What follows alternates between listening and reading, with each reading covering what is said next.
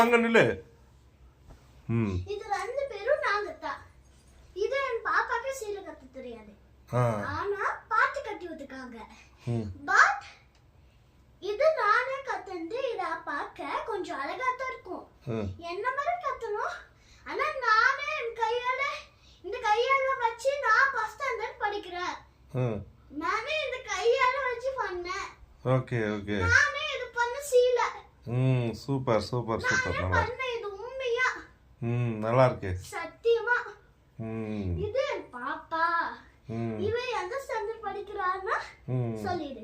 UKG section. Okay super. UKG section. என்னோட நானே